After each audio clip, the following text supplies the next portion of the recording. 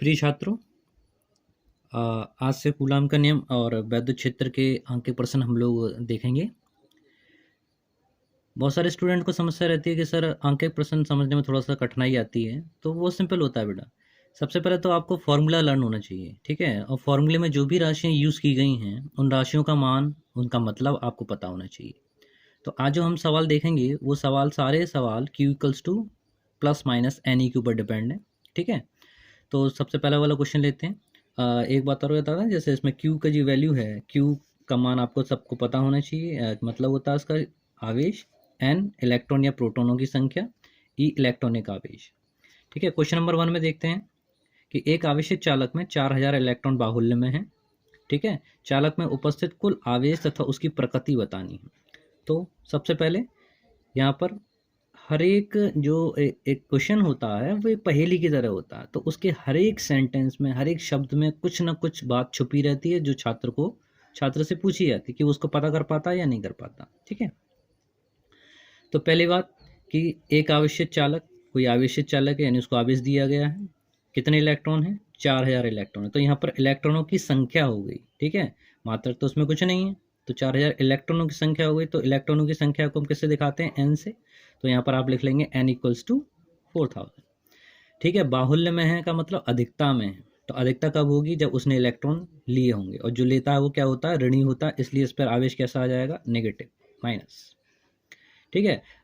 चालक में उपस्थित कुल आवेश बताना है और उसकी प्रकृति बतानी है। तो कुल आवेश यानी Q का मान आपसे पूछा है।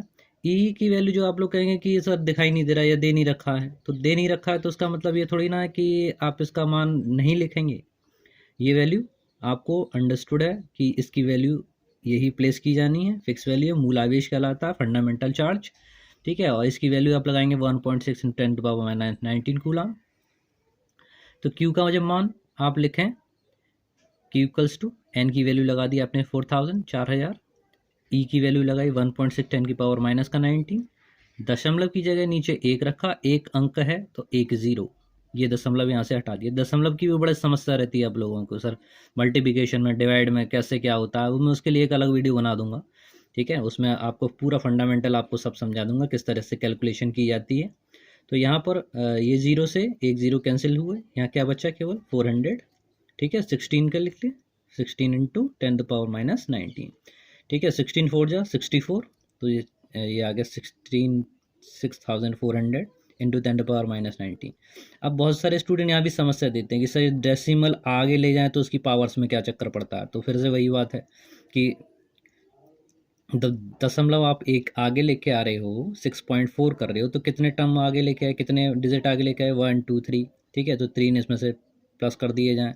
तो जब +3 करोगे तो -19 + 3 कितना रहेगा? माइनस का 16 कूलम, ठीक है। तो यही आपका आंसर हो जाएगा कि इसमें कुल कितना आवेश है कि -6.4 × 10⁻⁻16 कूलम आवेश इसमें उपस्थित है, ठीक है। अगले वाले क्वेश्चन पे आते हैं। सेकंड क्वेश्चन कि एक आवेशित चालक में 500 इलेक्ट्रॉनों की कमी है, इस पर आवेश की मात्रा तथा प्रकृति याद करो। तो अब इसमें कमी को बता रहा है, ठीक है। कमी का इंडिकेशन आप देख रहे हैं, कमी कह रहा है, ठीक है ना। क्या है? कमी है। तो कमी का मतलब क्या है कि इस पर कैसा आवेश होगा? धनात्मक आवेश है, ठीक है। कमी का मतलब उसने इलेक्ट्रॉन दिए होंगे, देने का मतलब जो देता है वो धनी। फिर से इलेक्ट्रॉनों की संख्या n इक्वल्स टू 500, ठीक है। फिर से वही जैसे मैंने बताया था कि E की वैल्यू फिक्स रहेगी, याद करनी है, पूछी नहीं जाएगी आपसे कभी, ये अंडरस्टूड है ना, सवाल में कहीं दिखाई देगी। तो E का मान 1.6 10⁻⁻19। अगेन वही क्वेश्चन, वही फॉर्मूला आपको यूज़ करना है, Q equals to plus minus n e, n की जगह पर 500, E की वैल्यू 1.6 10⁻⁻19।